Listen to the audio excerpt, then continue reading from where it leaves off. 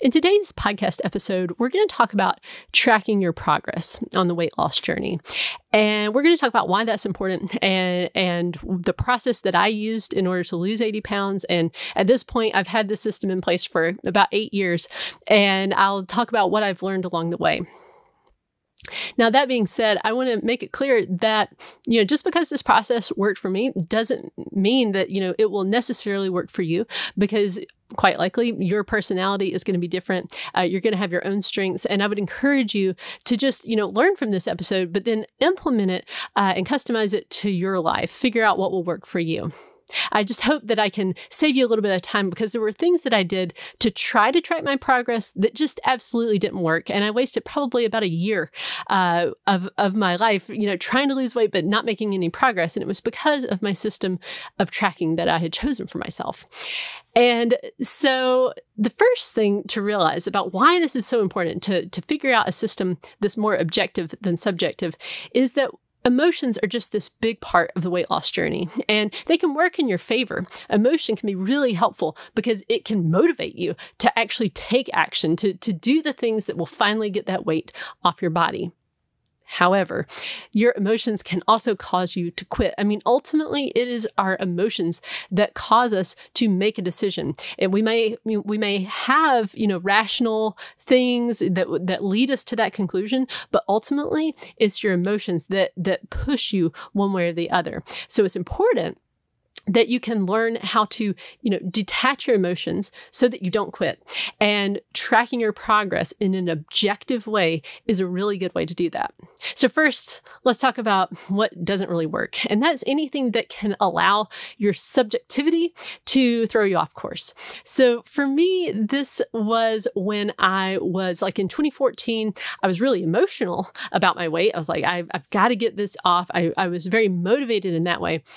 But the system that I chose for myself as far as tracking was what turned out to be a subjective one. And I thought it was objective at first, and that's really the problem. I chose to measure myself with a measuring tape, and I also took progress photos. And I was being very consistent with this system. I was, as far as every week, I would, without fail, I'd take my progress photos and I would measure myself. However, the measuring part was subjective. It was easy to cheat it. It might be a better way to say it. And I was also trying to depend on how my clothes were fitting. So the tape measure, the reason why that's subjective is because, you can measure a little higher. And this is what I would do. If the measurement seemed like it was going to be, a little bit higher or not change at all, I would measure a little bit higher on my body, or I would suck in my stomach a little bit more if I was measuring my waist. There were just ways to make it squishy, to be more subjective rather than objective. And I did this for a year. And I finally realized, I admitted to myself, I am lying, I am trying to show myself progress when there's no progress. So I said, I'm going to go back to measuring honestly. And what I realized, when I measured myself the next time, I had made no progress that year, which is really disheartening. So a few months later, I'm still trying to lose weight, and I did the best thing that I ever did on the weight loss journey. And that is I got on the scale, and that was really hard to do. I remember, when I decided to lose weight, I was just dead set on not weighing. I was like, I'm going to do it without the scale this time. I'm going to just, I'm going to measure myself with a tape measure because that's what I care about. I just want, my body to be smaller. I didn't care about the number on the scale. But I wasted time because I wasn't making progress. But when I finally got on the scale, and I remember, based on my own self-awareness, I was like, I think I probably weigh about 185. And the way I came to that number was I thought, okay, when I was 9 months pregnant with my kids, the highest my weight ever got was 220, maybe 225. But I was like, well, I'm not 9 months pregnant. My youngest at that point was 2.5. So I kind of figured well, I was probably around 200 when they were born. And probably I've lost a little bit of weight since then because I've been trying real hard. And so I got on the scale and my weight was 222.2 pounds. And it hit me like a ton of bricks. And it wasn't even the number. Like, it wasn't that it was 222.2 pounds. It was just that I was so far off still in how I perceived myself and where I was with my weight. I was just wrong about it. I had really been still continuing to stick my head in the sand about this whole thing. And in that moment, I said, I never want to be here again. I never want to be at this place where I have no idea what I weigh. Like, this is something I need to know for my own health, because my weight was going up and up and up without me really realizing it. And that can lead to health problems. So I said, okay, I'm going to just weigh myself every day. And that was like the first rule that I made for myself for my tracking system. I'm going to weigh myself every single day. And there actually ended up being 3 parts. And over time, I kind of cobbled this together. The first part was daily weighing. The second part was keeping track of my 7-day average. And the third part was paying attention to my 7-day average trend over 6 weeks worth of time. So let's take that apart, because like, why is it that way? Why not just say weigh once a week and just look at that number? Or why not say weigh every day and just pay attention to that number? Why bring these other things into the equation? Well, first, let's talk about daily weighing. Why daily? Why not weekly? Why not monthly? Why not once a year? And the reason for that, for me, and this again is a very personal thing, but I can remember to do something every day. That's easy for me. I have a very hard time knowing what day of the week it is, or even what month of the year it is, or even what season we're in. So that's just how I am. Like, I don't have a really good awareness of that. So if I try to tell myself, just weigh every Wednesday, a Wednesday is going to pass many, many times without me really realizing it. And so that's not good. That means that I won't be consistent with it. But if it's every day, if I just know, okay, every day I'm going to weigh myself, then I can be consistent with that. The second benefit of that was that I started to get used to weighing really quickly. It took me about 2 weeks, I would say, before it just felt normal, natural, like no real emotion tied to it. Now, that's not to say that I don't have days, even to this day, where I'm like, oh, I don't really want to get on the scale, because I know myself well at this point. I know what those things are that, will cause my weight to fluctuate upwards and stuff. Even if it's not a real weight gain, it's just more water weight. There are times where still I get emotional, but in general, if you do something every day, you just get used to it really fast. Now, compare that to if you're only weighing once a week. Like, if you're weighing every day, you've weighed 14 times in 2 weeks. If you are weighing only once a week, it takes you like several months to get to that point. And if you're weighing even less frequently than that, then it's like every time, especially if you don't particularly like weighing, it's like every time is a big deal. But if you do it every day, it quickly becomes no big deal at all. And then you've got data. You're able to just collect that data and know exactly where you're at, and you never have to worry, and you never have a long period of time where you haven't weighed and you can kind of think, oh, I don't know. It just, to me, it's more worry if you go longer periods of time. But if you just do it every day, then it's like no big deal. And the third big benefit is that if you weigh every day, you're going to really start to see how much your weight fluctuates. And this was just a revelation to me. When previous to just weighing every day, I really thought, it's like, when you weigh in, and usually I would do like a weekly weigh in, I would think, well, that just tells you, did you do the right things? Yes or no? And if the weight was down, that meant, yes, you were doing the right stuff. And if your weight was up, that meant absolutely you were doing the wrong things. But by weighing every day, I started to understand about my own self that my weight does fluctuate. Even when I'm doing the right things, there are times where my weight, goes up the next day, but that's not because I overate. It's like maybe I drank a bunch of water. And there will be other times where my weight will fluctuate downwards. And it's not necessarily because I was doing really great with my eating that day. It can really depend on just a variety of factors. And especially with women, the cycle, your monthly cycle can really affect things too. So if you start to weigh every day, the big benefit there is that you can start to see these patterns. You can start to see, what does your weight normally do when you have Chinese food? The next day is probably going to be up, or maybe like 2 days later is up by a good bit. But then it goes down really rapidly. That is one rule that I've seen for myself, is that anytime there's a big fluctuation upwards or even downwards, it's usually going to level itself back out. And, this is important to know because your weight can fluctuate by a lot, or at least mine can. I've been doing this for 8 years now, tracking my weight every day, with the few exceptions, or if like I go on vacation or something and there's no scale around, then I'm not weighing at that point. But the most my weight has ever fluctuated within a single day is 5.8 pounds. Now, 5.8 pounds is a lot of weight. And if you don't understand that, weight fluctuates, you can think that you majorly screwed up. But in that certain instance, it wasn't that I overate, and I had just completely lost my mind. It was just I had Chinese food and a lot of water. That's all it was. It wasn't like this binge or anything. It was just water weight that came on. And I'm sure that this is a very individual kind of thing, but it's important to know, what does your body do? What is its normal reaction to these things? And if you're doing this every day, if you're just tracking it, and then making little notes, maybe when you see those things that kind of do bring it on, you can learn a lot about yourself, and it can keep you more level-headed throughout the weight loss journey. Another thing I learned is my weight generally fluctuates by 1 pound just day in and day out. So on any given day, it might be up a pound or it might be down a pound.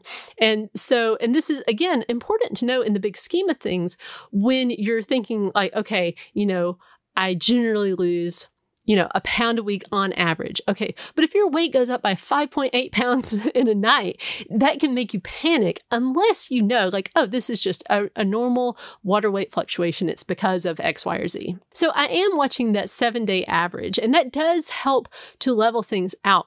But what I saw was, even if I'm looking at the 7-day average, it's still not a straight line down. Unfortunately, it's just never going to be a straight line down. But what I found was most helpful was to pay attention to that 7-day average over 6 weeks worth of time. And I know that sounds like a long time. And I know that it's really hard in the beginning, because basically you're just tracking your progress, and you're hoping that you're making good progress. But it is really tricky, especially for women, because of how the cycle makes it so that, there's going to be, for most of us, a certain time of the month, our weight's going to be higher. It just is. And a certain time of the month where the weight's going to be lower. And so if you're looking back over 6 weeks worth of time, it kind of takes the monthly fluctuations out even, and you can just kind of have a more objective look at what your weight's doing. So the way that looked for me was, if at any point I felt like, oh, I'm hitting a plateau or something like that, I would sit down and I would look at my 7-day average today and compare it to 6 weeks ago, so that I could see, am I wrong here? Am I stuck, or am I just being emotional? And what I found for myself was I was usually just being emotional. The weight was going down. It wasn't always, necessarily 1 pound a week, perfectly. So in other words, it wasn't always 6 pounds, whatever I am today, minus 6 pounds, that's what I was 6 weeks ago. But it was, maybe between 4 and 6 pounds. And that told me okay, I'm probably fine here. It's probably, some just normal fluctuations. I just need to stay the course. And actually that was always the case. Every time I would sit down kind of in a panic, oh, I feel like I'm stuck here, I would look down, and as long as I looked 6 weeks back, I would see that, yes, indeed, I am making progress. I just need to keep going. Again, because those emotions can be so tricky. So let's talk about how that actually looks in practice, in day-to-day, in real life. What does this look like? So I'll describe to you what it looked like when I was actually losing weight, when I was losing the bulk of my weight in 2016. And I'll talk about what it looks like for me today, because I'm in maintenance, so it is slightly different. So in 2016, what I would do is I would wake up first thing in the morning, I would go to the bathroom, and then I would get on the scale. And whatever that number was, I would put that in my Fitbit app. And these days, I use a different app. It's called Weight Tracker by Minster Media. I like a lot of the features it has. It's free on the Play Store. But basically, just keeping track of that number, just waking up in the morning and taking that number and putting it into an app. And I would just do that every single day. And then about once a week, I would take those numbers from the app and I would put them in my weight tracking spreadsheet. So the reason I even made a weight tracking spreadsheet was because I wanted to keep track of a running 7-day average. The Fitbit app had the ability to see just once a week, it would show what your 7-day average was, just a weekly average. But I just wanted to see how that number was moving every single day. And so that was the first kind of like the first reason I did it. But I started to see there were a lot of advantages to having my own spreadsheet and not only just relying on an app. The thing about apps are sometimes they stop being supported and you might, lose your data and that kind of a thing. But if you keep a backup in just a spreadsheet, you can have it there. You also have the ability to make notes, which not every weight tracking app has that ability, but it's very helpful to make notes. And, if you have your own spreadsheet, you can really play with the data, which I am a nerd. I love to play with spreadsheets. So if you're not a numbers nerd, you may not find as much help from a spreadsheet. If you would like, you can download the weight tracking spreadsheet from my website. 6milestosupper.com/freebies is free. You don't have to put in your email address or anything, but you can just go there and get your own copy and you can customize it to what you want to see. Like maybe you want to keep track of your 30-day average or something like that. And which is something I've done too. I've done a lot of, looking at things. And again, the 7-day average is the one that I find the most helpful. It's like enough time, but not too much time, because you can start to get off track if you make it so that there are longer and longer periods of time. The 7-day average, though, I have found to be very, very helpful. So every week, I would sit down with my numbers, just putting them into the spreadsheet. And then once a month, I would really sit down with my numbers and kind of look at trends, which was very important. Usually by a month, I was, kind of wanting to see like, okay, how's it going? I wanted to look back and see. Although I would do this more frequently. Again, if emotions were starting to come in and I was like, oh, I feel like I'm plateauing, I would sit down, whenever I needed to with my spreadsheet. I would look back 6 weeks previous and see like, okay, what was going on? And I would reassure myself. And then, I would go about my life. But once a month, I would still, even if I was feeling good, I would say, okay, I want to make sure that I'm justified and feeling confident about this. And I would also, once I looked at those numbers, I would do a thing called checkpoints, which I found to be helpful. And I only did this when I was losing the bulk of my weight. When I had a lot of weight to lose, what I did was each month on the 19th of the month, I would snap a picture of myself. And really, this was like a snapshot of where I was at with my weight and just with what was going on. So I would take a snapshot of myself. I put that in the Google Doc. Underneath that, I would put down what my 7-day average was. And underneath that, I just wrote down all the different sub goals I had hit. I got my 7-day average to 185, or, I hit a personal best for steps on this date, and this is how many steps, or I completed this sign language lesson on this website. It was about all the things I was doing, not necessarily just weight. It was more of a holistic view of my life. So those 3 different things worked in tandem, the daily weighing and then the transferring the information over into my spreadsheet, sitting down once a month to really look at the numbers. That kept me on track. And then eventually I got down to my goal weight. And so what I learned once I got down to my goal weight was that what you do once you get there is that you don't really change anything. Like, I know that nobody wants to hear that everybody wants to hear like, okay, but man, once you hit that goal weight, then you're done and you can just go back to not weighing and just do whatever you want to do. But what I found was that, my history was that when I would finally hit my goal weight in the past, I would just stop weighing. I would stop doing any kind of plan. And then what would happen? I would gain back all the weight.